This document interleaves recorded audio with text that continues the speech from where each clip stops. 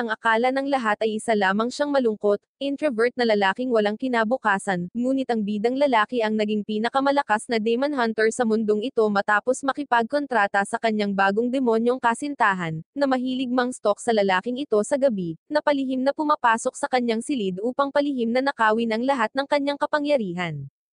Ang babaeng demonyo, na nagngangalang Kazera, ay sinasabing magiging pinakadakilang demonyong mandirigma sa kanyang mundo kung kaya niyang panatilihin ang walang muwang na talunan na ito sa tabi niya hanggat kaya niya, para mabilis siyang makarank, maabyutan ang lahat ng iba pang demonyo mula sa kanyang lahi na kilala bilang mga demon hazards. Ngunit ang tanging paraan upang makakuha ng higit na kapangyarihan ay sa pamamagitan ng pagkakaroon ng mga romantikong pakikipag-ugnayan. Ang ating pangunahing bida, si Sho, ay isang talunan lalaki na nagbitiw sa exorcism company ilang buwan na ang nakakaraan at sumama sa paghahanap ng sarili niyang landas, nagsusumikap na maging susunod na pinakamahusay na bounty hunter na pumapaslang sa mga demon hazards para sa pera. Pero 3 months na rin siyang walang asenso. Bilang isang resulta, siya ngayon ay walang pera at namumuhay ng medyo walang kabuluhan, at palaging nagugutom hanggang sa kasawian. Nakatira siya sa isang lipunan na puno ng mga demonyong nilalang na ito na kilala bilang mga demon hazards na kinokontrol ng gobyerno, at noong siya ay mas bata pa, ang kanyang buong pamilya ay pinaslang ng mga demonyong hazards na pumasok sa kanyang tahanan. Sinubukan niyang makakuha ng kompensasyon mula sa kanila, ngunit sinabi ng gobyerno sa kanyang sarili na wala siyang makukuha, at pagkatapos ay tinakpan ito sa pagsasabing ito ay isang eksperimentong aksidente upang mabawi ang suporta mula sa mga tao. Pagkatapos nito, ang tanging layunin niya ngayon ay maging isang demon hunter para sa paghihiganti. Ngunit ang lalaki na ito ay nakikipaglaban na parang siya ay isang uri ng isang Avenger, at hindi nagmamalasakit sa pagkawasak na naiiwan hanggat sa siya ay makapaslang ng maraming mga demonyo hanggat maaari. Ngunit dahil sa kanyang walang ingat na estilo ng pakikipaglaban, palagi siyang nakakatanggap ng mga parusa para dito, kaya naman ang lahat ng kanyang pera ay patuloy na nababawasan sa kanyang account. Sa kabutihang palad, may nakatagpo ang ating bida na isang magandang babae na nagngangalang Ayano, na malamang ay kakilala niya noon pa, ngunit palihim pa rin itong umiibig sa kanya ng literal na walang dahilan at palaging nag-aalok na pakainin siya dahil alam niyang wala itong pera. Literal niyang nilalamon ang lahat na parang hayop. Nag-aalala, tinanong ni Ayano kung kumakain ba siya ng maayos sa kanyang bahay, at sinabi niya sa kanya na ito ang unang pagkakataon na kumain siya sa loob ng 3 araw. Si Ayano, pakiramdam na siya ay nasa isang K-drama, ay nagsabi kay Sho na itigil ang pamumuhay sa nakaraan at bumalik sa kumpanya ng exorcism. Ngunit si Sho, ang drama king na pinalitan si Coco Martin, ay iginiit na siya ang master ng kanyang sariling kapalaran. Nagpasalamat siya sa pagkain at kapag aalis na, syempre kinain niya muna ang lahat ng nasa plato na parang nanghihinayang sa maliit na natirang pagkain. Habang aalis na siya, pinigilan siya ni Ayano at tinanong kung maaari niya itong kontaken sa susunod para mabayaran niya siya sa niliber niyang pagkain ngayon. Pero sinabi ni Sho na baka mahirapan siyang kontaken siya dahil masyadong mataas ang bill niya sa telepono, at nakalimutan na niya kung kailan siya huling nagbayad nito. Nang makauwi si Sho, binati siya ng magandang si Kiss Ira, na isa pang demonyong hazard ngunit nasa bonded contract siya kay Sho. Tinakat niya ito habang papalabas siya mula sa madilim na sulok ng silid na parang isang karakter na diretsyong lumabas sa Eminence in Shadow. Ito ay lubos na nakakagulat sa kanya. Pagkatapos ay sinindihan ni Kiss Ira ang kandila at ipinakita kay Sho na naghanda siya ng pagkain sa hapagkainan. Naghanda siya ng ilang hilaw na gulay na magpapaganda sa dieta ng isang lalaki na magmukhang nagwo-workout. Gayunpaman, nadurog ang puso ni Kiss Ira nang malaman niyang kumain na si Sho sa labas, at naamoy din niya ang pabango ng ibang babae kay Sho. Ngunit mabilis itong itinanggi ni Sho at sinabi sa demonyo na nasa labas siya ngayon sa lungsod malapit sa maraming iba't ibang tao. Mabilis na iniligtas ang kanyang dating kasintahang si Ayano mula sa pagiging mapaghiganti ng babaeng demonyo. Upang maiwasang magreklamo pa si Kiss Ira, nagpa siya si Sho na simulan ang pagkain ng hindi masarap na pagkaing gulay na inihanda niya. Pagkatapos noon, humingi ng paumanhin si Sho kay Kiss Ira sa pagpapaluto sa kanya ng mag-isa sa dilim at hindi niya kayang bayaran ang mga bayarin sa ngayon, ngunit sinabihan siya ni Kiss Ira na huwag mag-alala dahil ginamit lang niya ang huling naipon niya para bayaran ang kanyang mga bayarin, at ang natitira sa kanyang pera ay dapat masakop ang kanilang mga gastos sa pamumuhay para sa natitirang bahagi ng buwan. Gayunpaman, sa sandaling iyon, isang delivery ang biglang dumating para kay Show, na nagpapakita na siya ay nag-order ng pinakabagong iPhone Pro Max, alam na ang kanyang sarili ay hindi kayang bayaran ito. Bilang resulta, ginagamit niya ang natitirang savings ni Kiss Ira upang bayaran ang delivery, na ginagawa silang dalawa ang pinaka-broke bonded contract couple sa buong anime. Pakiramdam na lubos na talunan, si Kiss Ira ay nagsimulang umiyak sa kama mamaya sa gabi. Ngunit gayunpaman, kahit anong gawin ni Show, si Kiss Ira ay gustong-gusto pa rin si Show at kinukunan pa rin siya ng mga random na larawan sa gabi. Habang naghahanda para matulog, idineklara ni Kiss Ira na dapat nilang tapusin ang kontratang ito sa ngayon dahil napakahirap nilang mabuhay. Ngunit tinitiyak ni Show na kikita siya sa pamamagitan ng kanyang susunod na bounty auction sa lalong madaling panahon, pero sinabi ni Kiss Ira na magiging mahirap siya habang buhay kapag di niya kinuha ang trabaho. Pagkatapos marinig ito, binuksan ni Show ang kanyang bagong iPhone Pro Max fully paid at pumasok sa virtual universe, kung saan gaganapin ang isang pulong ng organisasyon at sinalihan ng marami pang iba tulad ni na Mr. Bruno, Miss Kaya Ananda, at ang iba pang kalahok. Ang mga taong ito ay nabibilang sa iba't ibang kumpanya na nakikitungo sa mga demon hazards kapalit ng pera, karaniwang ginagawa silang mga demon hunters. Lumalabas na ang mga demon hazards na ito ay paminsan-minsan ay gumagawa ng kaguluhan sa lungsod na pumapaslang sa mga inosenteng tao. Hindi nagtagal, isang C-rank na demonyo ang natagpuan sa loob ng isang kasino, at hindi kinaya ng security ang sitwasyon, at sinira ng demonyo ang kanilang mga negosyo. Ngayon maraming exorcism companies ang nagbibid sa kaso para maalis ang demonyo. Ang kumpanyang handang harapin ang C-level na demonyo para sa pinakamababang halaga ay makakakuha ng trabaho, at sa sorpresa ng lahat, si Show ay nanalo sa auction dahil naglagay siya ng higit sa 50% na mas mababa kaysa sa lahat ng iba na nagsasecure ang misyon para sa kanyang sarili. Nagtataka kami kung saan niya nakuha ang pera para sa auction. Lumalabas na umutang siya ulit kay Kiss Ira. Ang iba pang mga bidder ay labis na naasar kay Show, na tinatawag siyang walang isip sa pagkuha ng trabaho dahil siya mismo ay kilala bilang isang D-rank. Lahat sila ay galit na sumang-ayon sa isa't isa, at iniisip na hindi makakapaslang si Show ng demonyo dahil siya ay mahinang talunan, at pagkatapos nilang lahat umalis, si Show ay umuwi na din. Dito niya tinawagan ang dati niyang kumpanya, na pag-aari ng nanay ng dati niyang kasintahang si Ayano. Mariin niyang iginiit na dapat silang bumuo ng isang koponan upang tulungan siyang talunin ang C-level na demonyo. Pagkatapos ay nagtungo ang squad sa kasino, at ang demonyo ay medyo relax pa at hindi alam na nandoon sila, ngunit pagkatapos ay naramdaman sila ng demonyo, at bumukas ang pinto nang makarating doon si Show. Sa sandaling dumating sila, nagsimula ang pagpaslang ng demonyo. Mukhang si Show at ang kanyang mga tauhan ang may kapangyarihan, na inaalis ang lahat ng maliliit na demonyong kampan. Ngunit pagkatapos ay nagpakita ang pangunahing demon hazard sa antas ng sea at patuloy na nagpapatawag ng mas maliliit na demonyo, na ginagawang mas mahirap na lapitan siya. Sa oras na iyon, sinenyasan ni Show si Ayano na kumilos bilang isang diversion, habang siya ay pumupuslit sa likod ng demonyo. Si Ayano at ang mga crew ay nagsimulang magpaputok sa demon hazard na naging sanhi upang magsimula ito ng isang mahiwagang pag-atake laban sa kanya, na naglagay ng isang hindi masisira na hadlang. Kaya't nagpaputok pabalik si Ayano, ngunit wala itong silbi. Matapos maabot ni Show ang blind spot nito, direktang nagpaputok ng baril sa pamamagitan nito, ngunit muling nabuo ang demonyo sa loob ng ilang millisecond at sinubukang atakihin si Show, na tumatakbo para sa kanyang buhay. Nang tila natapos na ang lahat, gumawa si Kiss Ira ng isang epic, heroic entrance na iniligtas ang ating talunang bidang lalaki. Gayunpaman, dahil sa kanyang paggamit ng kanyang kapangyarihan, ang lakas ni Kiss Ira ay nauubos na nag-iiwan sa kanya na hindi matapos ang trabaho at talunin ang demonyo. Pagkatapos niyang sabihin kay Show na para muling buuin ang kanyang kapangyarihan, dapat silang magsagawa ng isang romantikong ritual, na higit sa 3 buwan niyang hinihintay. Pagkatapos niyang kinis si Kiss Ira, muling na-recharge ang lahat ng kanyang kapangyarihan tulad ng sa isang eksena sa ibang anime, at ngayon ang kanyang kapangyarihan ay katumbas ng kapangyarihan ng isang A-rank na demonyo, kaya ang isang B-rank na demonyo ay ganap na hindi makakapantay para sa kanya. Nabuhayan si Kiss Ira at sinimulang puksay ng mga demonyo ng madali sa tabi ni Ayano. Nakahanap pa siya ng sapat na oras para makipag-away sa kanya. Inakusahan niya si Ayano na sinusubukang nakawin si Show, na nagpapaalala sa bawat love triangle sa isang love anime. Sa kabila ng pagtatalo, nagawa nilang tapusin ang mas mababang mga demonyo sa isang iglap.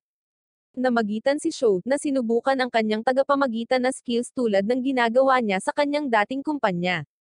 Para tapusin ang kaguluhan, ibinahagi lang ni Kiss Ira ang kanyang galit sa kanya at humingi ng patunay ng kanilang kontrata sa pamamagitan ng paghingi ng ekstrang susi sa kanyang apartment. Nag-aalangan si Sho na magbigay sa kanya dahil kaya niyang maglakad sa mga pader ayon sa gusto niya, ngunit nagtantrum si Kiss Ira kaya ibinigay niya ito sa kanya. Dahil sa pananabik, sinundan ni Kiss Ira ang pangunahing demonyo kasama si Sho bilang kanyang sidekick. Ito ay isang bagay na kapanapanabik hanggang sa may hatid ni Sho ang climactic na pagtatapos na atake, ganap na tinapos ang demonyo. Gayunpaman, ang epekto ng labanan ay napakatindi na ang hotel ay nagsimulang gumuho sa paligid nila at sila ay natatarante na ngayon. Habang nagsisimulang mawasak ang gusali, lahat, kabilang sina Sho at Ayano, ay mabilis na tumungo sa kaligtasan. Kabayanihang binasag ni Kiss Ira ang ilan sa mga gumuguhong bloke tulad ng inaasahan para maiwasan ang higit pang pagkawasak na muling pinatutunayan ang kanyang katapangan.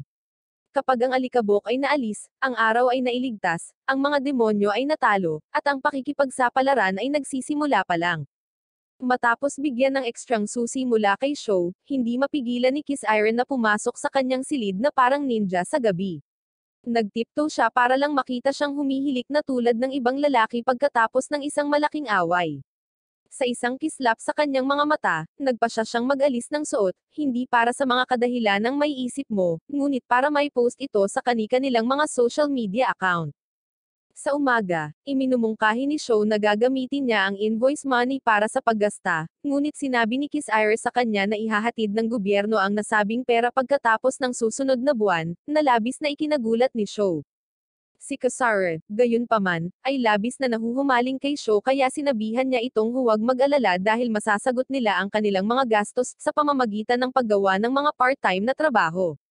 Bukod dito, napakatibay ng kanyang determinasyon kaya sinabi niya sa kanya na handa siyang mabuhay sa pamamagitan ng pagkain ng bean sprouts hanggang sa katapusan ng buwan. Gayunpaman, si Sho ay isang walang planong lalaki sa buhay, kaya patuloy silang namumuhay ni Kiss Ira sa kanilang mahirap na buhay. Samantala, sa mundo ng mga tao, piling iilan lamang ang nakakaalam ng pagkakaroon ng mga demonyo, kaya madalas na nagkukunwari si Kiss Ira bilang isang high school student para makisama. Sa istasyon ng tren, naghanap siya ng ilang bagay sa internet at tinawag ang kanyang sarili na isang lihim na kasintahan na nakakakuha ng isang side job para sa pera. Dumating ang kanyang mga kaibigan, at nagsimula silang maghinala kung gumagamit ang kanyang kasintahan ng pisikal na pananakit, matapos makita ang ilang mga bendahe na nasugatan sa kanyang mga kamay, ngunit tinanggihan niya ito. Pagkatapos, nakatagpo ni Kiss Ira ang isang kaakit-akit na binata na nagngangalang Michael, na nagkataong senior sa kanyang paaralan at anak ng alkalde.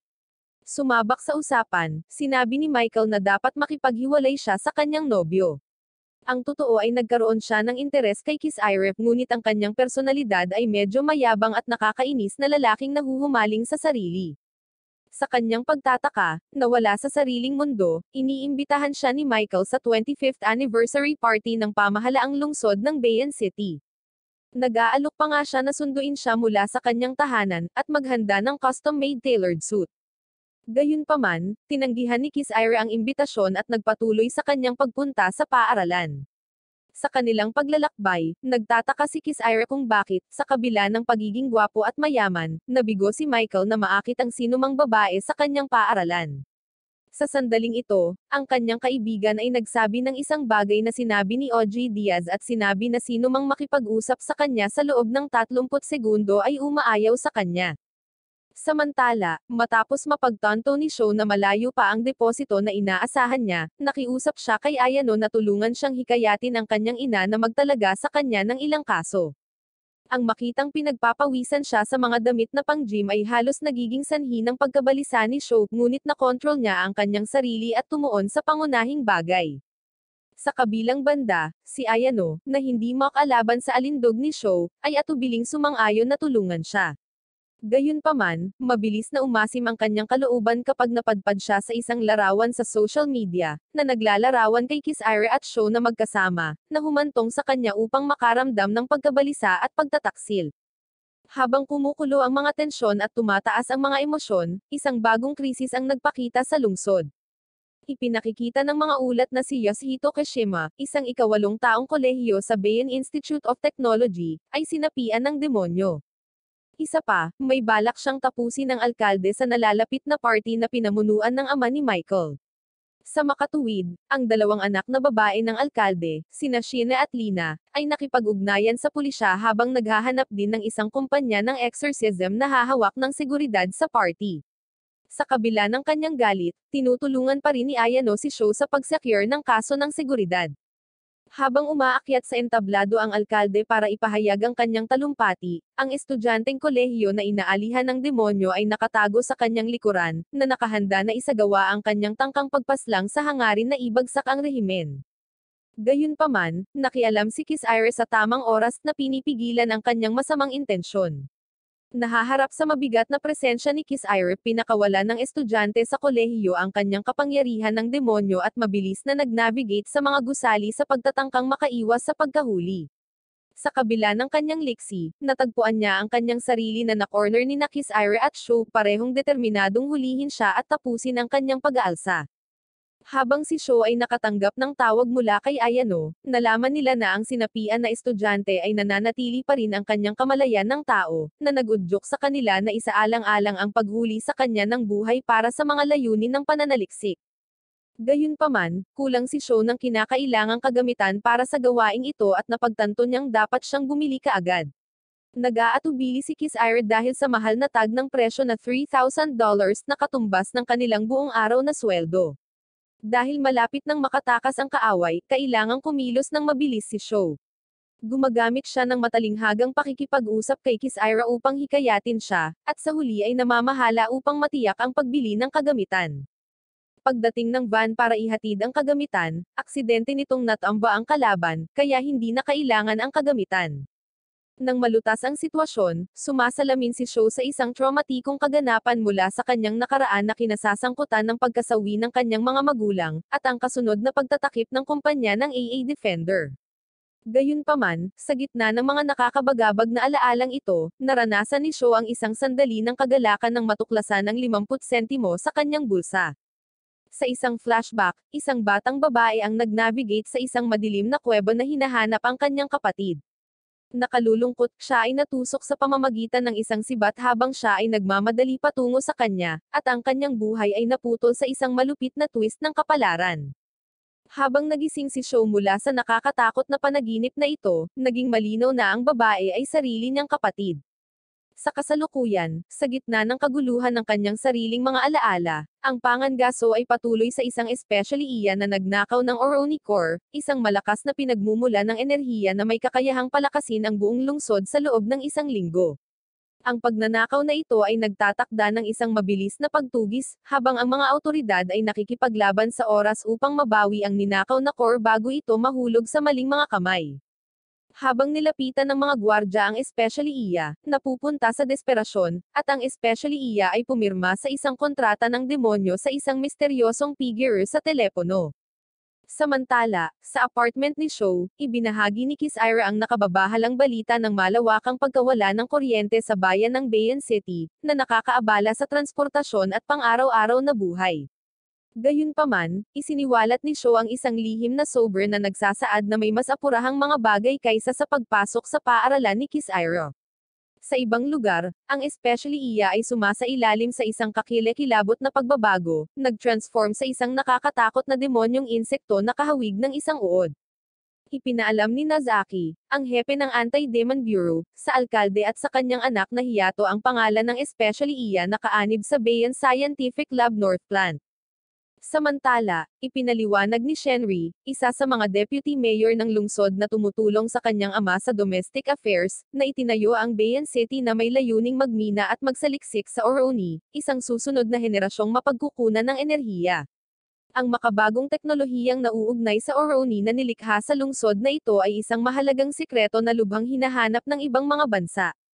Sa kabilang banda, natuklasan ni Sho ang presensya ng isang B-level na demonyo sa lungsod at inayos ang isa pang pagpupulong sa kanyang dating kasintahan, si Ayano, na humihingi ng tulong sa kanya sa kaso. Nagpapakita na si Ayano ay malalim na nakatuon sa pagpuksa ng demonyo. Sa kasamaang palad, hindi nauunawaan ni Ayano ang kanyang mga intensyon, sa pag-aakalang gusto niyang makipag-date sa kanya. Si Ayano ay nagbihis at sabik na makita siya, napagtanto lamang na sinasamantala siya ni Sho para sa isang pagkakataon sa trabaho. Nang malaman niya ang pag-aalala ng mga burokrata tungkol sa mga demonyo, nakiusap siya kay Ayano na tulungan siyang masecure ang posisyon, na binibigyang diin ang kanyang agarang pangangailangan para sa impormasyon upang matupad ang kanyang personal na misyon. Sa kabila ng kanyang kahinahunan at katalinuhan, si Ayano ay sumuko sa mapanghikayat na alindog ni Sho at sumang-ayon na tulungan siyang makuha ang kontrata, kahit na wala siyang personal na makukuha. Gayunpaman, nasira ang kanilang mga plano nang hindi inaasahang binago ng alkalde ang diskarte mula sa pagpuksa sa demonyo hanggang sa paghuli nito ng buhay. Ang biglaang pagbabagong ito ay naudyukan ng paghahayag na ang Oroni Core, na mahalaga sa pagpapalakas ng lungsod, ay nasa loob ng katawan ng demonyo. Sa isang nakakagulat na pagliko ng kaganapan, ang kaso ay iginawad sa isang mas kilalang kumpanya ng exorcism, na pag-aari ng ina ni Ayano. Samantala, sinisiyasat ni Detective Moreno ang background ni Sho at Kasara. Napag-alaman na pansamantalang inampon ni Moreno si Sho noong bata pa siya, kasunod ng isang malagim na aksidente na tumapos sa buhay ng pamilya ni Sho, na nag-iwan sa kanya bilang ang tanging nakaligtas. Sa panahon ng pakikipag-usap sa isa pang pulis, lumalabas ang mga karagdagang detalye, na inilalantad si Sho bilang nag-iisang summoner ng demonyo sa loob ng mga limitasyon ng lungsod. Napag-alaman na nakipagkasunduan siya kay Kiss Ira, isang A-level na demonyo. Ginampanan ni Kiss Ira ang isang mahalagang papel sa pag-aalis ng mga kakilakilabot na demonyo sa maraming pagkakataon, na binabayaran ang kakulangan ng mabibigat na armas ng pulisya ng lungsod upang labanan ang mga naturang pagbabanta, isang paghihigpit na ipinataw ng isang kasunduan na napagkasunduan ng maraming bansa. Dahil sa mga alalahanin mula sa ibang mga bansa tungkol sa eksklusibong pagmamay-ari ng lungsod ng pangunahing mapagkukunan ng Oroni, natatakot sila na maaari itong humantong sa lungsod na maging isang nangingibabaw na pandaigdigang kapangyarihan. Dahil dito, ang lokal na tagapagpatupad ng batas ay maaari lamang umasa sa A-level na mga demonyo upang harapin ang mga paglusob ng demonyo. Samantala, sinimulan ni Ayano ang isang plano upang makuha ang demonyong insekto, na nag-deploy ng nagyayelong missile sa pagtatangkang i-immobilize ito. Gayunpaman, ang demonyo ay sumasailalim sa isang mabilis na ebolusyon, na nagiging isang malaking paru-paro na may mas mataas na kakayahan sa labanan. Ang kasunod na kaguluhan na dulot ng mabangis na pagsalakay ng demonyo ay nagreresulta sa malawakang pagkawasak kung saan natagpuan ni Ayano ang kanyang sarili na nahuli sa gitna ng labanan, na nagtitiis ng matinding pagpapahirap habang desperadong sinusubukan niyang iwasan ang mga pag-atake ng nilalang. Napagtatanto na ang paghuli ng demonyo ng buhay ay hindi na magagawa, at mabilis na inayos ni Ayano ang kanyang diskarte, na inatasan sina Sho at Kiss Ira na alisin ang nilalang. Sa kanilang pag-uusap, isang nakakagulat na paghahayag ang dumating sa kanila. Nakukuha ni Kiss Ira ang kapangyarihan sa pamamagitan ng pagsipsip ng mga alaala mula kay Sho. Sa pagnanais na palakasin ang kanyang lakas, hinihiling ni Sho kay Kiss Ira na sumipsip ng isang alaala mula sa 3 taon na ang nakakaraan, na naglalarawan ng kanyang nakaraang pag-iibigan kay Ayano. Habang pinagsasaluhan nila ang isang kiss, isang makinang nasinag ng liwanag ang nagmumula sa kanila. Samantala, natagpuan ni Ayano ang kanyang sarili sa napipintong panganib habang ang isang napakalaking bato ay bumabagsak sa kanya, ngunit si Kiss Ira ay namagitan sa tamang oras upang iligtas siya. Sa paggamit ni Kiss Ira ng magkakaibang hanay ng mga pag-atake, ang kakilakilabot na butterfly demon ay walang pagkakataon na gumanti. Sa isang sandali ng kailanawan sa gitna ng kanyang pagkapagod, naalala ni Sho ang diskarte sa labanan na napagkasunduan nila ni Kiss Ira. Nang may katumpakan, kinuha niya ang kanyang sniper rifle at itinoon ang kanyang paningin sa napakalaking butterfly. Nang maramdaman ang angkop na sandali, mahusay na hinati ni Kiss Ira ang sandata ng nilalang, na inilantad ang mahina nitong puso. Sinasamantala ang pagkakataon, naghatid si Sho ng isang mapagpasyang pag-atake, na epektibong natalo ang nilalang. Sa pag-aalis ng alikabok, ang atensyon ay nalipat kay Tatsuya, ang kapartner ni Officer Moreno, na pinag-iisipan ang mga sakripisyong ginawa ng mga inaalihan ng mga demonyo. Nagpapahayag siya ng matinding interes kay Sho, na nag-isip kung ano ang maaaring isakripisyo niya upang maging ang pinakakakilakilabot na tagapagpaslang ng demonyo. Kasunod ng labanan sa isa pang B-level na demonyo, si Ayano at ang kanyang squad ay nagtapos sa pagkapanalo, at nagkalat ang mga katawan sa eksena. Sa gitna ng kaguluhan, gumulo ang alaala ni Ayano nang makilala niya ang lalaking sinapian ng demonyo. Naalala niya ang isang nakaraang engkwentro kung saan nakita niya siya noon, na may kasamang isang may dilaw na buhok na lalaki. Habang pinagsasama-sama niya ang mga detalye, napagtanto niya na maaaring may higit pa sa sitwasyong ito kaysa sa nakikita ng mata. Sa kalagayan ng kamakailang engkwentro ng demonyo, hinanap ni Ayano ang kanyang kaibigan na si Lina, isa sa mga anak ng alkalde, para sa tulong. Sa kabila ng kanilang magkaibang pinagmulan, ang dalawa ay nagbabahagi ng isang tunay na bond ng pagkakaibigan. Nagtapat si Ayano kay Lina, ibinahagi ang kanyang mga hinala tungkol sa lalaking sinapian ng demonyo at ang kanyang paniniwala na maaaring pinilit siya sa kanyang kasalukuyang estado.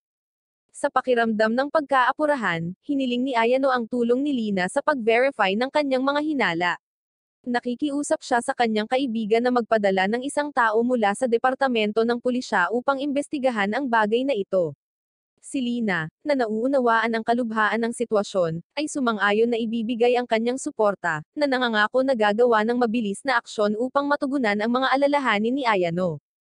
Samantala, ang mga epekto ng nabigong pagtatangka na kunin ang Oregonian Core ay umalangaw-ngaw sa buong lungsod.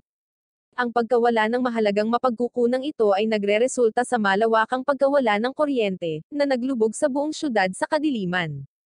Kabilang sa mga apektado ay ang mga residente ng slum kung saan naninirahan sina Sho at Kiss Irip na itinatampok ang malalayong kahihinatnan ng kamakailang aktibidad ng demonyo.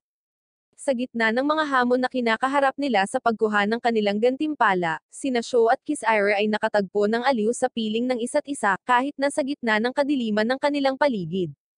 Sa kabila ng kanilang mahirap na kalagayan, ang hindi natitinag na debosyon ni Kiss Ira kay Sho ay nagniningning, at ang kanyang pagkahumaling sa kanya ay lumalampas sa mga paghihirap na kanilang tinitiis. Sa isang kusang sandali, nakuhanan niya ang isang litrato ng kanilang candlelit na hapunan at ibinahagi ito sa social media, isang testamento sa kanyang walang hanggang pagmamahal kay Sho. Samantala, sinamantala ni Ayano ang isang pagkakataon na makipagkita kay Lina upang humingi ng tulong sa kanyang kaibigan. Sa pakiramdam ng pag-aatubili, sumang-ayon si Lina na tulungan si Ayano sa kanyang paghahanap ng impormasyon. Sa kabila ng kanyang mga reserbasyon, nagpasya si Lina na kunin ang nais na mga detalye mula sa hepe ng pulisya, na kinikilala ang kahalagahan ng alalahanin ni Ayano. Kaya, sa gitna ng mga hamon at kawalang katiyakan na kanilang kinakaharap, parehong sina Ayano at Lina ay gumagawa ng mga mapagpasyang aksyon sa pagtugis ng kani-kanilang mga layunin.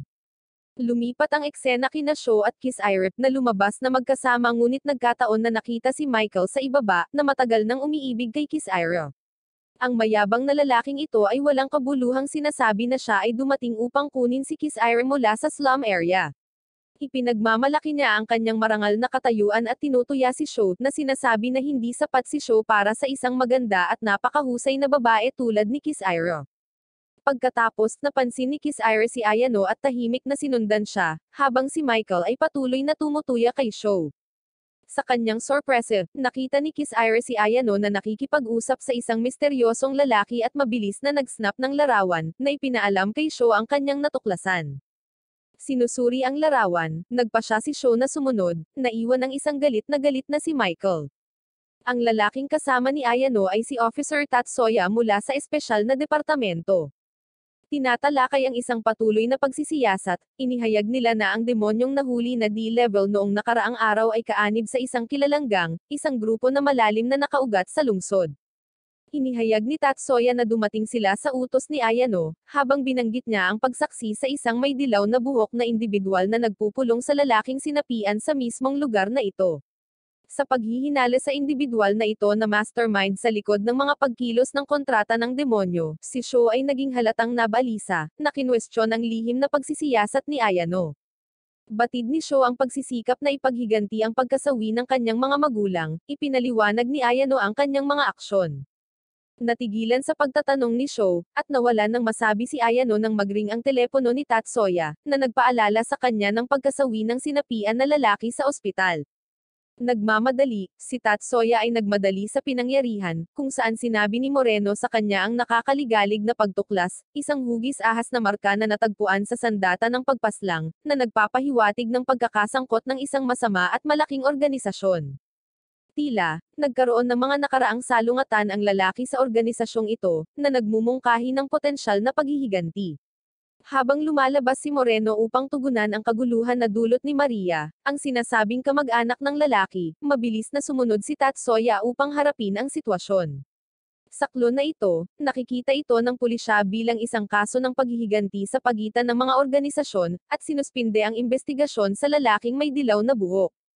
Ngunit hindi ganoon ang iniisip ni na Ayano at Sho. Naalala ni Sho na halos isang buwan na ang nakalipas, noong nagde-date sila ni Ayano sa isang restaurant, nakita niya ang college student na nagtangkang pumaslang sa alkalde na tila nakipagkita sa lalaking dilaw ang buhok. Sinabi ni Sho kay Ayano na gusto niyang sumali upang subaybayan ang lalaking nang-akit sa mga tao na pumirma ng mga kontrata sa mga demonyo, ngunit tinanggihan ni Ayano ang kanyang kahilingan. Si Sho, na nakakaramdam ng pagsisisi, ay nagmamadaling humingi ng tawad kay Ayano, ngunit ang kanyang pagtatangka ay nagsisilbi lamang na pag-alab sa kanyang galit. Naalala ang isang nakaraang insidente nang hindi nakabalik si Sho para sa isang pagdiriwang ng kaarawan na masinsinan niyang inayos, hinarap siya ni Ayano, tinanong kung naaalala pa ba niya ang masakit na gabing iyon. Ang katahimikan ni Sho bilang tugon sa kanyang pagtatanong ay sapat na para maintindihan ito ni Ayano, at may luha sa kanyang mga mata, umalis siya, iniwan si Sho upang pag-isipan ang kanyang mga nakaraang pagkakamali.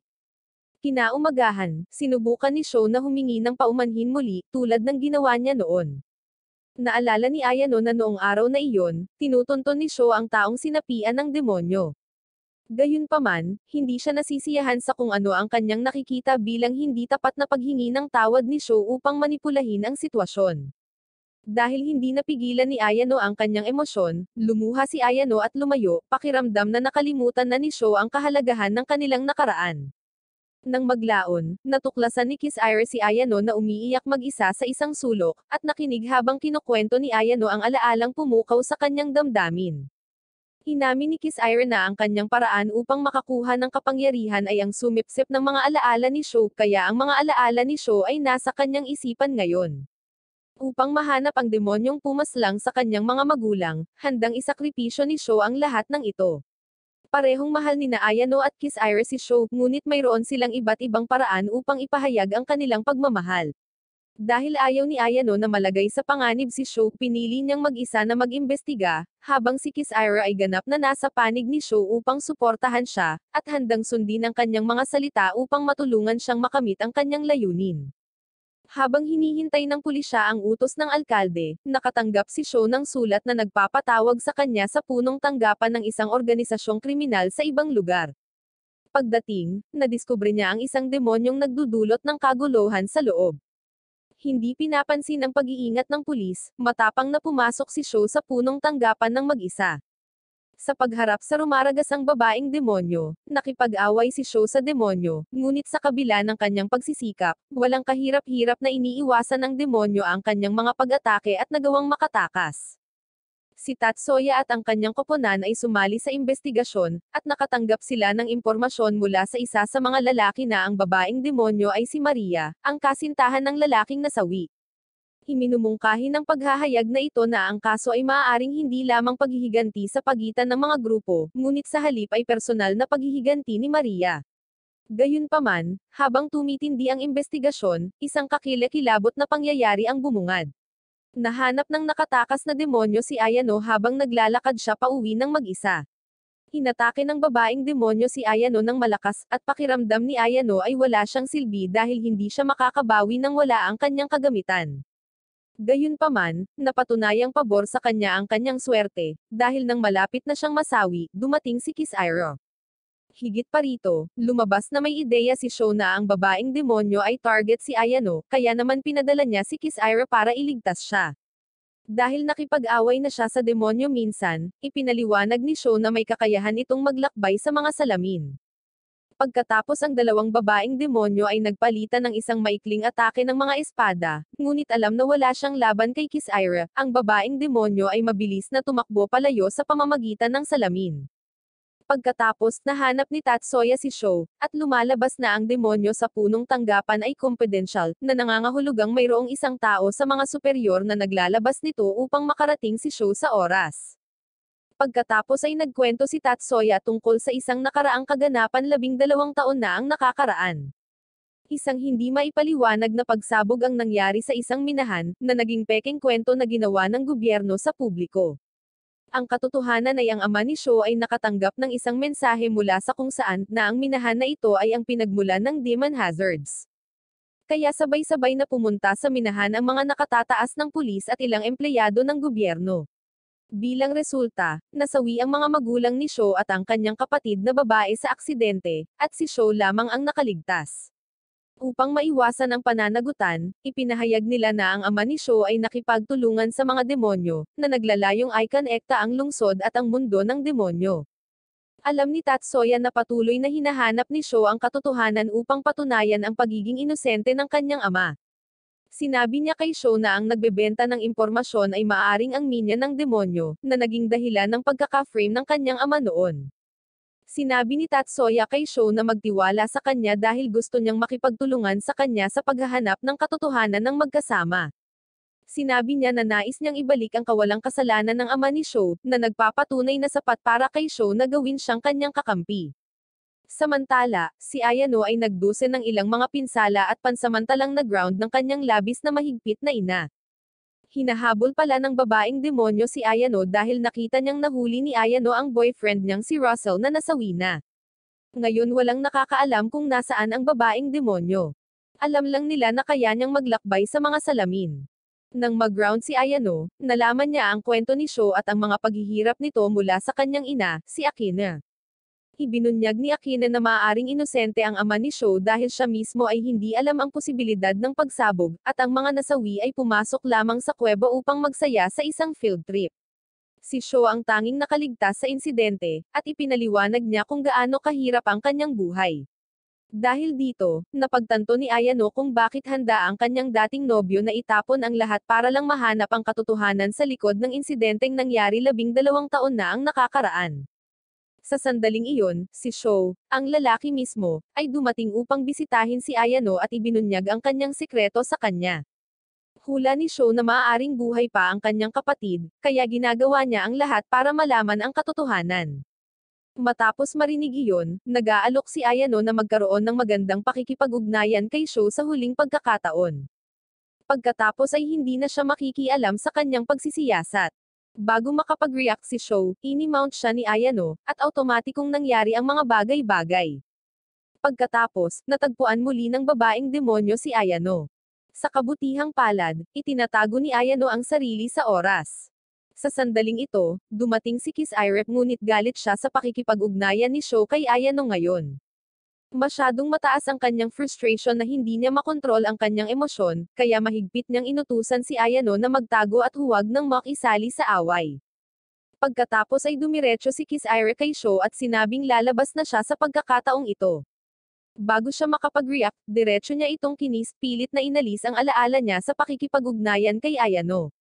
Matapos magkaroon ng mas malakas na kapangyarihang panlaban, nakipagsanib puwersa si Kiss Ire kay Sho, ngunit ang larangan ng digmaan ay napuno ng maraming salamin, na ginagawa itong tahanan ng babaeng demonyo. Si Sho mismo ay nakaramdam ng pagdagsa ng kapangyarihan sa kanyang katawan, kaya nakipagsanib puwersa siya sa kanyang kasintahan, at sa pagtutulungan ng magkakasama, madali nilang nawasak ang demonyo sa pamamagitan ng pagtusok sa kanyang puso. Pansamantalang natapos ang kaganapang ito. Nang maglaon, nagre-relax si Sho sa isang parke nang dumating si Tatsuya upang ibahagi ang kanyang impormasyon sa kanya.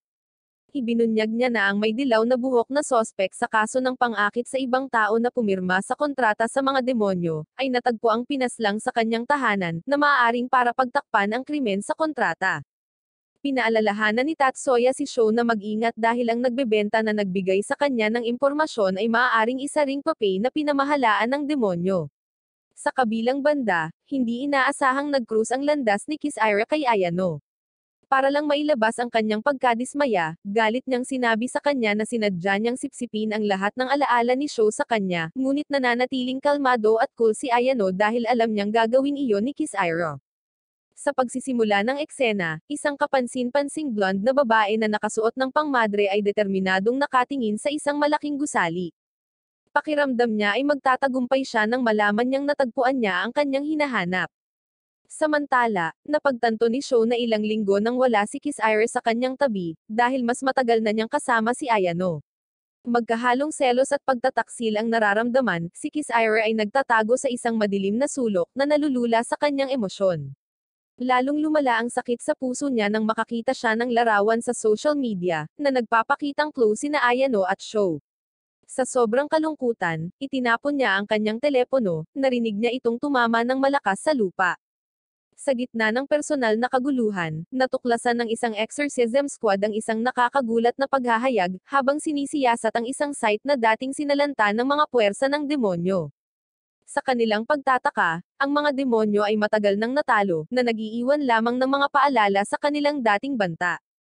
Gayunpaman, ang katahimikan ay nag-ambala ng bigla ang pagpapakita ng isang misteryosong madre, isang pagpapakita ng kapangyarihan at lakas ng pakikipaglaban. Sa walang kahirap-hirap na labanan, natalo niya ang squad, iniwan silang nasindak. Sa kabutihang palad, dumating ang mga reinforcements na sinasali ang misteryosong madre sa isang matinding labanan para sa pangingibabaw. Sa gitna ng kaguluhan, nakatanggap si Sho ng isang napapanahong mensahe mula sa isang impormante, na nagudyok sa kanya na ayusin ang isang harapang pulong. Sa pakikipagkita sa impormante, si Sho ay nananatiling hindi nabigla sa mungkahi ng manipulasyon, at ang kanyang atensyon ay nakatuon sa pinakabagong paghahayag, isang video na nagpapakita ng hindi pangkaraniwang mga kasanayan sa pakikipaglaban ng madre. Bago ganap na maunawaan ni Sho ang mga implikasyon ng video, nagbigay ang nagbebenta ng solemne na babala, na humihimok sa kanya na mag-ingat tungkol sa misteryosong Starry Sky Church, isa pang makamundong presensya na nagbabanta sa lungsod, na humihiling ng pagpapatalsa. Sa isang pakiramdam ng pagkaapurahan na nakabitin sa hangin, ang nagbebenta ay naglaho sa kawalan, na nag-iiwan kay Sho na makipagbuno sa bigat ng kanyang bagong natuklasang kaalaman. Maging si Tatsuya, na nakakubli sa mga anino, ay hindi niya nahuli ang lihim na impormante, at ang kanyang pagkawala ay nababalot ng misteryo. Samantala, sa loob ng mga banal na bulwagan ng kumpanya ng exorcism ng lungsod, isang emergency assembly ang ipinatawag bilang tugon sa nakakaligalig na hitsura ng misteryosong madre. Nagpupulong sila ng mga isipan ng haka-haka at pag-aalala, habang sinisikap nilang lutasin ang palaisipang nakapalibot sa mabigat na kalaban na ito. Pagsapit ng gabi sa lungsod, muling nagpakita ang misteryosong madre mula sa mga anino, at ang kanyang presensya ay isang kapansin-pansing puwersa ng determinasyon at layunin. Sa tahimik na pagpapasya, pumunta siya sa kahangahangang punong tanggapan ng pinakamalaking organisasyon ng exorcism sa lungsod, ang Starry Sky Church. Hindi tulad ng mga kumbensyonal na kumpanya ng exorcism, ang Starry Sky Church ay namumukod tangi bilang isang mabigat na puwersa, na hinimok ng matinding pagkapuot sa mga demonyo, ang kanilang natatanging misyon na puksain ang lahi ng demonyo mula sa pag-iral. Sa biyayang sumasalungat sa kanyang mapanganib na layunin, ang madre ay madaling umiiwas sa mga nagbabantay na gwardya, ang kanyang mga hakbang ay hindi napapansin habang patungo sa kanyang target, ang iginagalang na pangulo ng organisasyon, si Akina.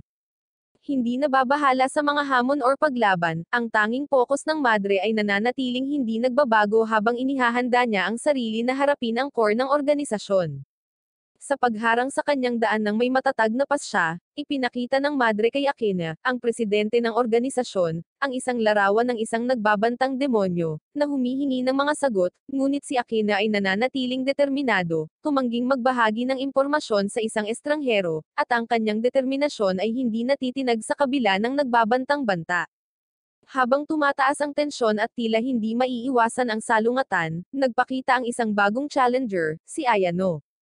Ang kanyang biglaang pagdating ay pumukaw ng aksyon, sa mga matulin na galaw, nakiisa siya sa labanan, sinasali ang madre sa isang matinding labanan, at ang kanyang determinasyon ay katumbas ng kanyang kalaban.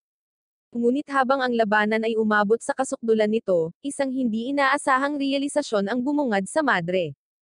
Sa isang paghinto sa kanyang pag-atake, tinitigan niya si Ayano, na kinikilala siya bilang isang kaalyado ni Sho. Sa sandaling iyon ng pagkilala, naging malinaw ang mga motibo ng madre, hindi may iwasang may ugnay siya kay Sho sa mga paraan na sumasalungat sa paliwanag. Bago maunawaan ni Ayano ang kahalagahan ng paghahayag na ito, sinamantala ng madre ang pagkakataon, mabilis na ninakaw ang telepono ni Akine, at nawala sa gabi, na nag-iiwan ng bakas ng hindi nasagot na mga tanong at lumalalang intriga. Sa isang mabilis na mga pangyayari, nayanig ang mundo ni Kiss Iron nang makatanggap siya ng isang nakagigimbal na larawang ipinadala ng madre, na ngayon ay kinilalang si Sharon. Tinitigan niya ang kanyang telepono, na may halong malakas na timpla ng sorpresa at kawalang paniwala. Samantala, si Sho ay tinambangan sa kanyang sariling tahanan, nagulat sa biglaang kaguluhan. Sa papalapit na panganib, dumating si Kiss Iris sa tamang oras, ang kanyang napapanahong tulong ay naging isang mahalagang pagbabago. Sa gitna ng kaguluhan, ang isang lihim na komunikasyon sa pagitan ni Kiss Iris at Sharon ay nagbubunyag ng isang matagal nang itinatagong lihim na nakabaon sa ilalim ng mga layer ng panlilinlang at pagkakanulo. Napag-alaman na 3 taon na ang nakalilipas, si Sho ay bumuo ng isang hindi malamang na alyansa kay Sharon, ang kanilang ibinahaging layunin na labanan ang demonyong banta na kinakatawan mismo ni Kiss Iris.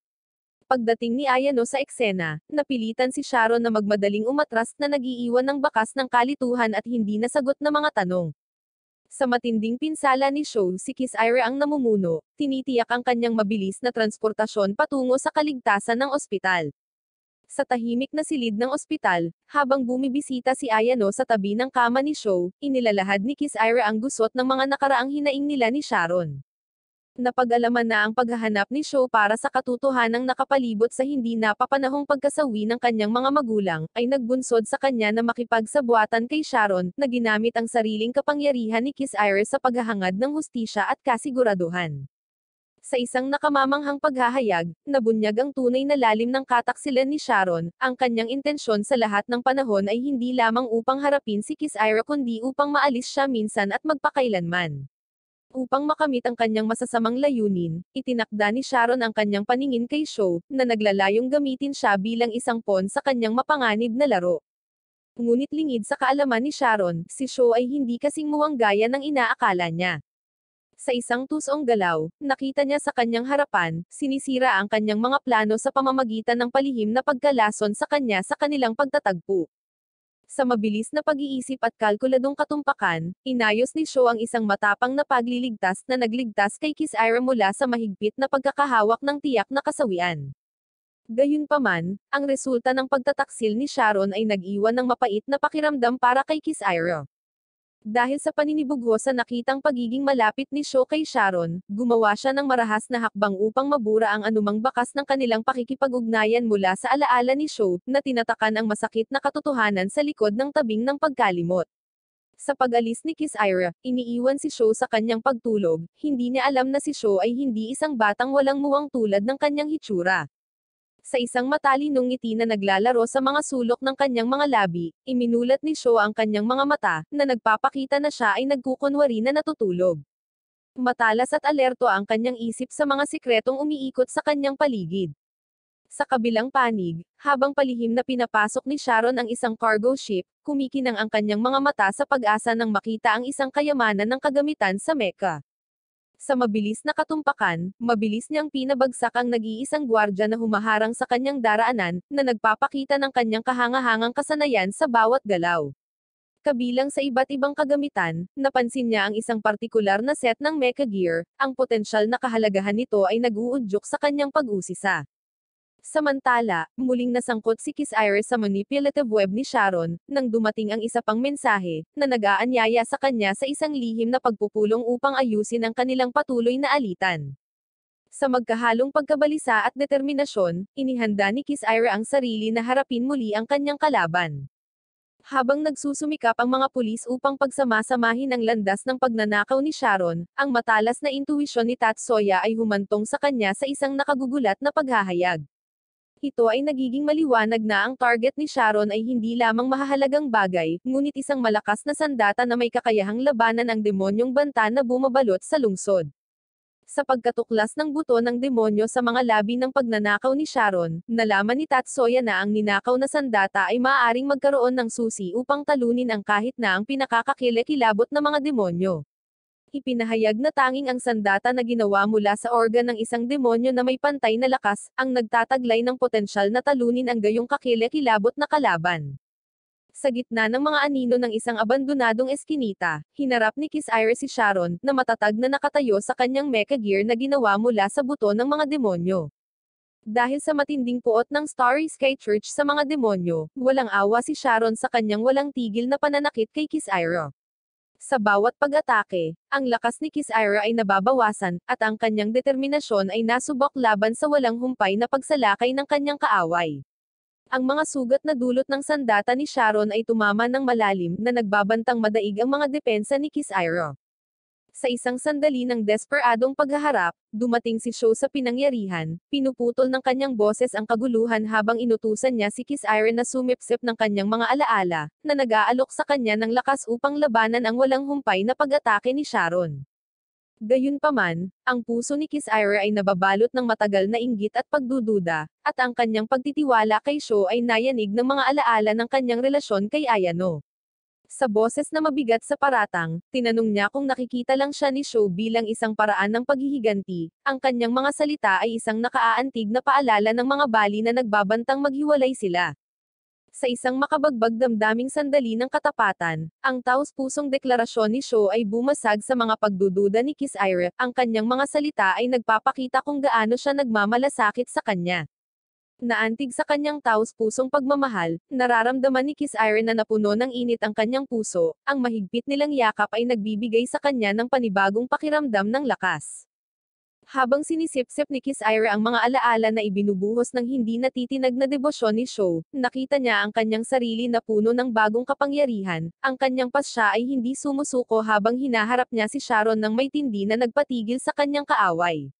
Nahuli sa labanan ng magkasalungat na emosyon, nakita ni Sharon ang kanyang sarili na hindi makaganti laban sa mabigat na lakas ni Kiss Ira, at ang kanyang mga plano ay nawasak ng hindi inaasahang pangyayari. Sa pagdating ng mga pulis, nakontrol ang kaguluhan. Inaako ng mga awtoridad ang kontrol sa nangyayaring sitwasyon. Habang nagising si Sho mula sa kanyang pagkakatulog, hindi napapansin ang mga pangyayaring naganap, ang pagiging tuso ni Kiss Ira ay muling pumagitna. Sa isang mahusay na pagmamanipula ng kanyang mga alaala, binubura niya ang lahat ng bakas ng presensya ni Sharon mula sa kanyang isip na sinisiguro ang kanyang paghawak sa kanyang pagmamahal. Samantala, habang sinisiyasat ng pulisya ang mga motibo ni Sharon sa pagpunta sa lungsod, ang kanyang misteryosong mga salita ay nagpapadala ng shockwave sa mga nagtitipon na tao. Inihayag niya ang isang nakakatakot na propesya, isang malakas na demonyo ang nasa bingit ng pagbaba sa lungsod, at ang Starry Sky Church ay nagtipon-tipon upang wakasan ang napipintong banta na ito, na nagtatakda ng yugto para sa isang labanan na tutukayin ang kapalaran ng lahat ng naninirahan sa lilim nito. Sa kalagayan ng mga nakakagulat na paghahayag, natagpuan ni Tatsuya at ng kanyang mga kasama ang kanilang mga sarili na natipon sa tahanan ni Sho, na nakikipagbuno sa misteryo ng naglik na impormasyon ng pulisya. Sa paghihinalang nakabitin ng mabigat sa hangin, ang kanilang atensyon ay nabaling sa misteryosong figure ng direktor ng pulisya, na sinasabing nagkukubli ng walang humpay na paghihiganti laban sa mga demonyo. Sa kabila ng kanilang pinakamahusay na pagsisikap, ang direktor ay nananatiling mahirap hulihin, naglalabas ng mga utos mula sa malayo at natatakpan ang kanilang mga sarili sa lihim. Ang kanilang kawalan ay nagpapalalim lamang sa mga hinala sa kanilang pagkakasangkot sa nangyayaring kaguluhan. Determinado na alisan ng takip ang katotohanan, kinuha ni Sho ang mga bagay sa kanyang sariling mga kamay, nagsimula sa isang solong pakikipagsapalaran upang tanungin si Sharon, ang susi sa pag-unlock sa mga lihim na nagbabantang balot sa lungsod sa kadiliman. Gayunpaman, habang kinakaharap ni Sho si Sharon sa loob ng kanyang selda ng bilangguan, sinalubong siya ng mapanuksong pagtawa, isang mapait na paalala ng mahahalagang alaala na hindi niya sinasadyang isinuko. Sa isang mapaglarong ngiti, ibinunyag ni Sharon ang katotohanan sa likod ng kanyang aksyon, na nagpapakita na ang nagbebenta na hinahanap nila ay isang sangla lamang sa isang mas malaking pamamaraan, na isinaayos upang ilabas ang napipintong pagbabante ng demonyo sa lungsod. Habang ang kanyang nakakalito na mga salita ay nakabitin sa hangin, isang pakiramdam ng pagkabalisa ang namuo kay Sho, na nagudyok sa kanya na pakinggan ang kanyang babala at bigyang pansin ang mga lokasyon ng mga nakaraang panganib ng demonyo. Samantala, sa malalim na pag-iisip, si Tatsuya ay nagmumuni-muni sa mga nakalap na impormasyon sa kanyang opisina. Ang kanyang isip ay tumatakbo habang pinagsasama-sama niya ang mga piraso ng isang palaisipan na matagal nang nababalot ng kadiliman. Biglang bumungad sa kanya ang isang nakagigimbal na realisasyon, na nagpapadala ng panginginig sa kanyang gulugad. Sa pakiramdam ng pagkaapurahan na humahawak sa kanyang puso, nagmamadali siyang pumunta sa kanyang kotse, nanginginig ang kanyang mga daliri habang dinadial ang numero ni Shaw, desperado na ihatid ang mahalagang impormasyon na kanyang natuklasan. Ngunit bago pa siya makapagbitaw ng salita, biglang naputol ang linya ng tunog ng putok ng baril na umaalingaw sa receiver. Sa isang gulat, tumakbo si Shaw sa pinangyarihan, ang kanyang puso ay tumibok sa takot nang siya ay dumating upang makita si Tatsuya na sugatan sa lupa. Sa gitna ng kaguluhan, isang figure ang nagtatago sa malapit, ang kanilang presensya ay isang nakakatakot na anino na nagdulot ng nangyayaring trahedya. Gamit ang kakilakilabot na kapangyarihan ni Kiss Ira, mabilis nilang nahuli ang salarin, at ang kanilang pagkakakilanlan ay nagpapadala ng shockwave sa mga nagtitipon na tao. Walang iba kundi si Michael, ang anak ng alkalde ng lungsod, ang kanyang mga aksyon na nagtataksil sa isang kadiliman na nakatago sa ilalim ng takip ng pribilehiyo at kapangyarihan. Habang ang mga piraso ng palaisipan ay nagsisimulang mahulog sa lugar, ang nakagugulat na katotohanan ay nagpakita.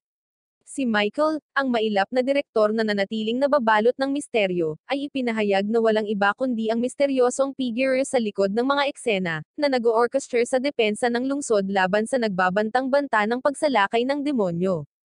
Sa hangarin na patunayan ang kanyang pagiging inosente at iayon ang kanyang sarili sa misyon ni Shaw at Kiss Ira, dinala sila ni Michael sa gitna ng punong tanggapan ng pulisya, kung saan ang malawak na network ng mga kagamitan sa pagsubaybay ay nag-aalok ng malawak na tanawin ng bawat sulok ng lungsod. Sa pamamagitan ng maingat na pagsubaybay at patnubay, nagawa ni Michael na mahulaan at matugunan ang mga potensyal na panganib ng demonyo bago sila ganap na magpakita, na nagpapakilos sa puwersa ng pulisya upang mamagitan at in-neutralize ang banta sa sandaling ito ay magpakita. Sa isang nakakagulat na twist, ang mga motibo ni Michael ay malapit na nakahanay sa mga motibo ni Shaw at Tatsuya, ang kanilang ibinahaging layunin na pangalagaan ang lungsod mula sa nagbabantang panganib ng mga demonyo. Ang kanyang sarili malapit kay Tatsuya ay hindi nagkataon, sa halip, ito ay isang kalkuladong hakbang upang pigilan ang katotohanan na matuklasan bago ang panahon nito. Sa paglabas ng katotohanan, sina Shaw at Kiss Ira ay nakatuklas ng bagong kakampi sa kanilang pakikipaglaban sa nagbabantang kadiliman, ang kanilang alyansa ay pinalakas ng iisang layunin at matatag na determinasyon. Sa resulta ng kalunos-lunos na pagkasawi ni Tatsuya, ang determinasyon ni Shaw na alisan ng takip ang katotohanan ay mas maliwanag kaysa dati. Kasama si Michael sa tabi niya, tinitignan nila ang kailaliman ng kagamitan sa pagsubaybay, inaalis ang bawat pulgada ng cityscape para sa mga pahiwatig na maaaring humantong sa kanila sa misteryosong assassin. Habang lumalalim ang gabi, ang pagkapagod ay nagbabanta sa mga sentido ni Shaw, ngunit isang bigla ang paghahayag ang nagpagising sa kanya. Sa gitna ng dami ng surveillance footage, napadpad siya sa isang nakakagulat na tanawin, isang palatandaan na naglalagay sa kanya sa isang landas patungo sa gitna ng kadiliman. Kasunod ng libing ni Tatsuya, natagpuan ni Shaw ang kanyang sarili sa piling ni Moreno, ang pinagkakatiwalaang kapartner ni Tatsuya. Sa isang tensyonado na tingin, siya ay naglalagay ng isang tanong na bumabagsak sa ubod ng kanilang pagsisiyasat, isang tanong na sumasalamin sa bigat ng hinala at kawalan ng katiyakan. Sa isang sandali ng nakagigimbal na pagsasakatuparan, naalala ni Shaw ang mga nakakalito na salita ni Sharon tungkol sa mga arsonista na nagtatagal malapit sa pinangyarihan ng sunog, na nagpasiklab ng isang paghahayag na nag-aapoy sa isang firestorm ng determinasyon sa loob niya. Batay sa napakahalagang pananaw na ito, mas malalim niyang pinag-aralan ang nakaraan ni Moreno, na natuklasan ng isang link ng panlilinlang at pagkakanulo na nagpapatunay sa kanya bilang isang sangla sa masasamang pakanan ng demonyo. Sa paglalahad ng katotohanan, hinarap ni Shaw si Moreno ng may hindi matitinag na pagpapasya, determinadong ilantad ang kadiliman na nagtatago sa ilalim ng kanyang pagkakakilanlan. Habang nagsasama-sama ang mga piraso ng puzzle, tahimik lang si Shaw, napagtanto ang isang paghahayag na yayanig sa kanilang mundo hanggang sa kaibuturan nito. Sa pasanin ng pagkakanulo na mabigat sa kanya, si Shaw ay nilamon ng isang bagyo ng magkasalungat na damdamin. Ang galit ay namumuo sa ilalim ng ibabaw habang kinakaharap niya si Moreno, ang lalaking dating naging haligi ng suporta sa kanyang buhay, ngayon ay ipinahayag na siya ang puppet master na nag-o-orchestra sa pagbaba ng lungsod sa kaguluhan. na may matinding determinasyon na nag-aalab sa kanyang mga mata, hinihingi ni Sho ang mga sagot mula kay Moreno, nanginginig ang kanyang boses sa sobrang tindi ng kanyang emosyon. Gayunpaman, ang mahiwagang pananalita ni Moreno ay nagdudulot ng kaunting kaliwan, at ang kanyang hindi natitinag na debosyon sa demonyo ay lingid. Sa isang sandali ng desperasyon, ipinangako ni Sho na lilipulin ang demonyong Sumire sa kanilang buhay, hindi natitinag ang kanyang desisyon sa kabila ng sakit ng pagkakanulo na nagpapahirap sa kanyang kaluluwa. Gayunpaman, habang sumasailalim si Moreno sa isang nakakatakot na pagbabago, ang dati niyang pamilyar na hitsura ay nabaluktot sa isang nakakatakot na demonyo, at napilitan si Sho na harapin ang tunay na laki ng banta na kanilang kinakaharap. Sa matibay na determinasyon, naghahanda si Sho para sa nalalapit na labanan, nangongolekta ng mga kaalyado sa kanyang panig at iniipon ang lahat ng lakas at tapang na maaari niyang tipunin. Ang pagpapalaya kay Sharon mula sa kanyang kulungan at paghingi ng tulong sa kumpanya ng exorcism ng pamilya ni Ayano, nakahanda siyang harapin ang demonyo, nag-aalab ang kanyang puso sa matinding determinasyon na protektahan ang mga mahal niya. Sa kalagitnaan sa panahon ng matindi na labanan, si Sho ay nagtanong kay Kiss-Ire ng seryosong tanong, ang kanyang boses ay puno ng determinasyon at takot. Batid kung gaano kalubha ang sitwasyon, sumang-ayon si Kiss-Ire na payagan ang kanyang mga alaala ng kanyang foster father na si Moreno na tumagos sa kanyang isipan, sa pag-asang ang paggawa nito ay makakatulong upang baguhin ang takbo ng mga pangyayari. Habang nagsasagupaan sina Moreno at Kiss-Ire sa isang mabangis na tunggalian, isang nakakagulat na paghahayag ang bumungad. Sa kabila ng kanyang panlabas na anyo ng pagiging matatag, pinipigilan ni Moreno ang kanyang buong lakas, isang tahimik na testamento sa bond na ibinabahagi niya kay Kiss-Ire, at ang tiwala na ibinibigay niya sa kanyang mga kakayahan. Sa panandaliang sandali ng kahinaan, ibinulong ni Moreno ang isang taos-pusong pagsusumamo kay Kiss-Ire, na ipinagkatiwala ang kaligtasan ni Sho sa kanyang pangangalaga. At pagkatapos sa isang walang pag-iimbot na pagkilos ng sakripisyo, itinapon niya ang kanyang sarili patungo sa baril ni Sho, isinakripisyo ang kanyang sariling buhay upang protektahan ang mga mahal niya. Sa mga alaala ni Moreno na ngayon ay hinihigop sa kanyang kamalayan, ang isip ni Kiss-Ire ay binahan ng katotohanang matagal nang nanatili sa kadiliman. Ang mga bond sa pagitan ni Sho, Moreno, at mga pamilya ni Ayano ay nahayag, isang malakas na koneksyon na nilikha sa isang kapaligiran ng kapwa pakikibaka at tapat na pagkakaibigan. Pinagkaisa ng kanilang ibinahaging legacy at pinalakas ng panibagong kahulugan ng layunin, si Sho at Kiss-Ire ay naninindigan upang harapin ang demonyong nagbabantang guluhin ang kapayapaan ng kanilang mundo. Dahil sa wakas ay nalalantad na ang katotohanan, handa silang harapin ang anumang pagsubok na darating, armado ng tibay ng kanilang mga paniniwala at ng hindi masisirang baklod ng pagkakaibigan at pamilya. Sa paglalahad ng mga patong ng panlilinlang, isang nakagigimbal na katotohanan ang lumalabas mula sa kaibuturan ng nakaraan, isang katotohanan na nagbabantang sirain ang kapayapaan ng kanilang mundo. Ang misteryosong karamdaman na dinanas ng anak na babae ni Moreno, at ang kawalan ng isang kilalang lunas para dito, ay kumilos bilang isang catalysta para sa isang masamang kasunduan na ginawa sa demonyong halimaw. Dahil sa hindi matitinag na pagmamahal ng isang ama, ginawa ni Moreno ang hindi sinasadyang desisyon na maging sanglaan ng demonyo sa desperadong pagtatangka na iligtas ang kanyang minamahal na anak. Gayunpaman, ang tunay na pagkakakilanlan ng demonyo ay nagpapadala ng mga shockwaves sa mismong pundasyon ng kanilang katotohanan, walang iba kundi ang sariling ina ni Sho, si Schiller. Ang kanyang masasamang aksyon, na hinimok ng isang pagnanais para sa kapangyarihan at kontrol, ay nagpapakita ng isang kadiliman na nagtatago sa ilalim ng layer ng mga baklod ng pamilya. Ang pagsasama ni Sheila kay Azamo, ang ama ni Sho, ay hindi isinilang sa pag-ibig ngunit sa kalkuladong pagmamanipula, isang paraan upang matudukan ang kanyang paghahanap na makabuo ng isang anak na may kakayahang magsilbi bilang isang link para sa impluwensya ng demonyo. Ang kapatid ni Sho, si Kathy, ang nagpasan ng pasanin ng legacy na ito bilang isang hybrid. Ang kanyang pag-iral ay nakasalalay sa pagkakatawang tao ng demonyo na nabuhay sa loob niya. Ngunit sa gitna ng kaguluhan at pagtataksil, isang kislap ng pag-asa ang nagpakita. Ang pagkilos ng pagsuway ni Moreno, ang kanyang walang pag-iimbot na sakripisyo upang protektahan si Sho mula sa mga kamay ng kanyang sariling ina, sa isang mundo na puno ng kadiliman, at ang kanyang pagmamahal sa batang lalaki na pinalaki niya bilang kanyang sarili, ay nagningning ng maliwanag bilang isang beacon ng liwanag sa pagtitipon ng kadiliman.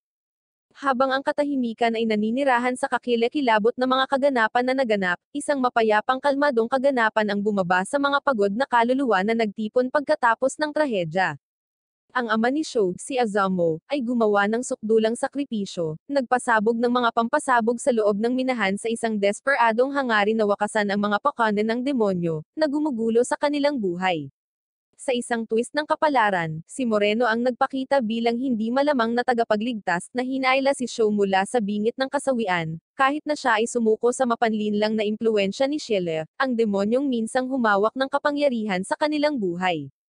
Sa paglalahad ng katotohanan, humakbang pasulong si Kiss Ira upang ibahagi ang mga alaalang nakita niya, na naghabi ng isang maingat na binuong salaysay na nagtatago sa tunay na pagkakakilanlan ni Shelle, sa hangarin na protektahan ang kapayapaan ng kanilang mundo.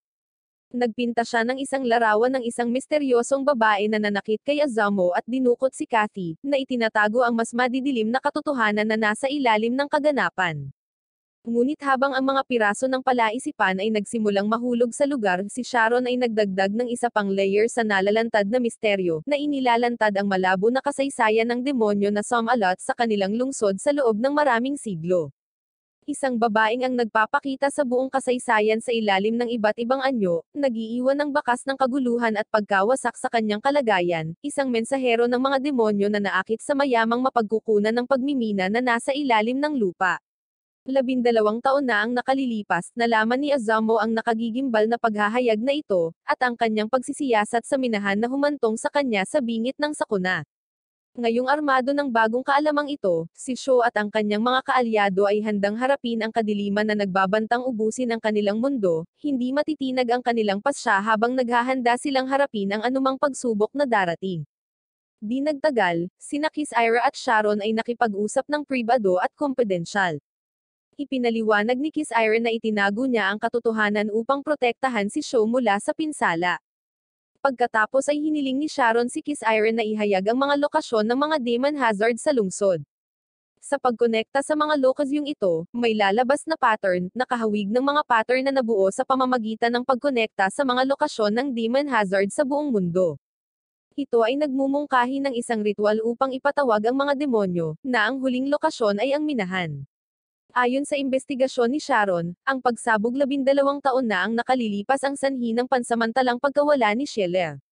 Kasunod nito, inayos ni Moreno ang maraming mga demon hazard sa buong mundo upang i-activate ang portal ng demonyo sa katawan ni Kathy, na naglalayong ipatawag ang isang malaking bilang ng mga demonyo, kabilang si Shelle, sa mundong ito. Ngayon ay nahaharap sa gawain ng paghahanap kay Kathy, hinahanap ni Kiss Ira ang minahan batay sa paggunita ni Moreno. Doon, natuklasan nila na si Kathy ay naselyuhan.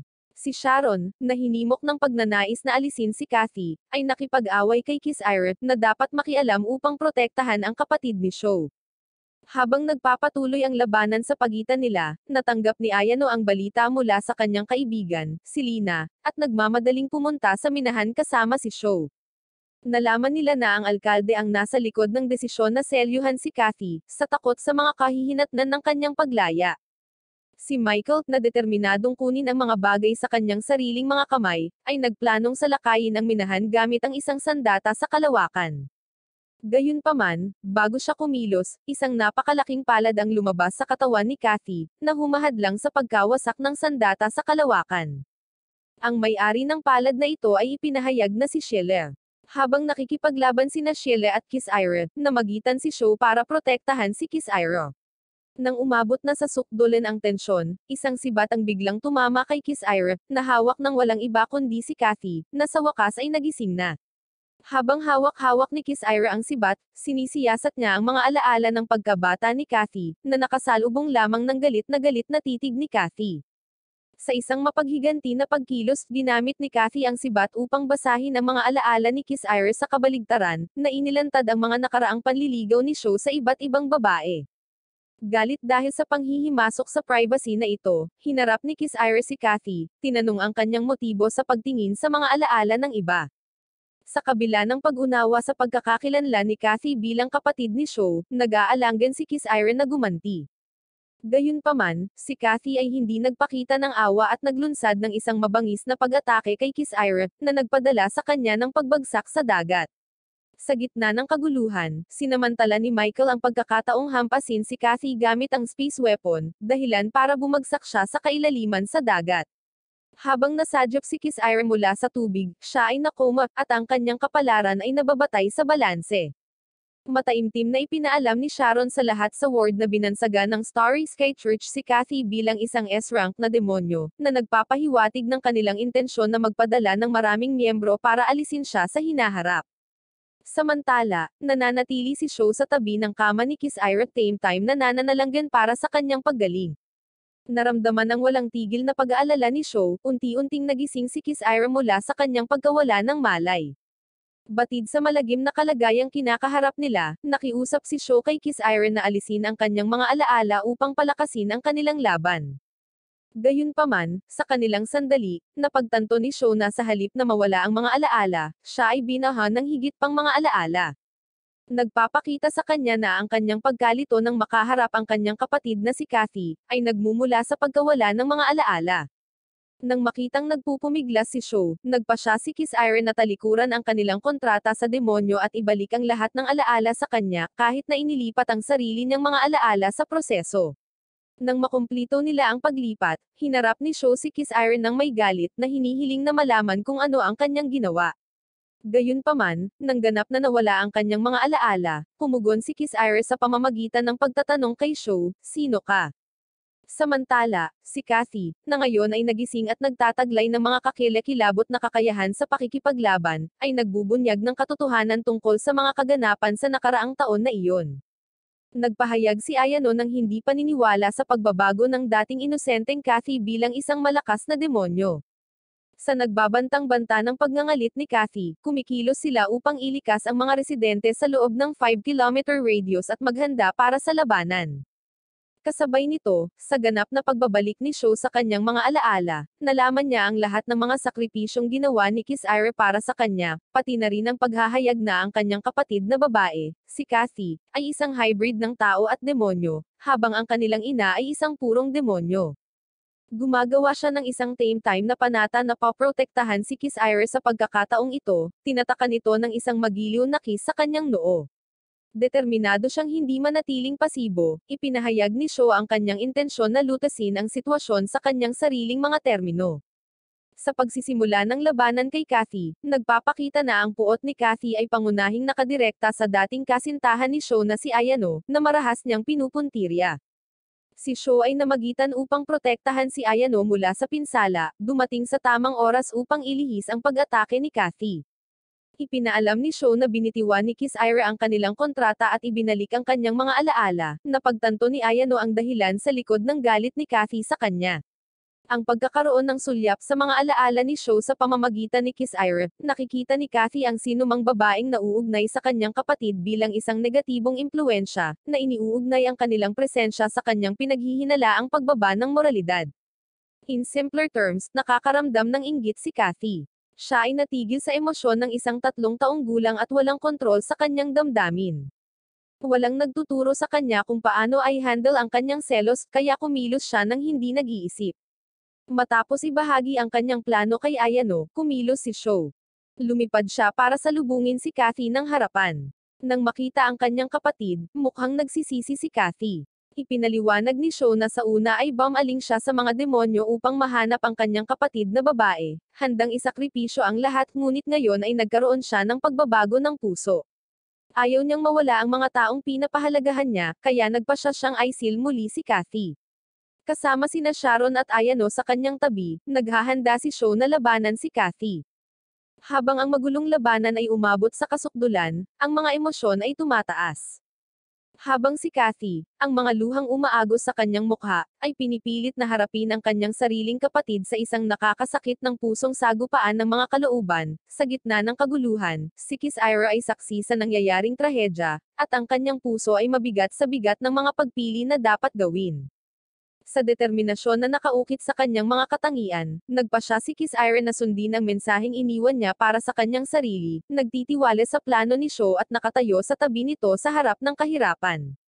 Ang kanyang desisyon ay pumukaw ng pag-asa sa loob ng puso ni Sho, isang patunay sa buklod na nagbubuklod sa kanila sa kanilang pinakamadilim na oras. Sa isang matatag na pagpapasya, ipinahayag ni Sho ang kanyang intensyon na hulihin ang kanyang kapatid na babae, na ililigtas siya mula sa kapalaran ng kasawian sa kanyang mga kamay.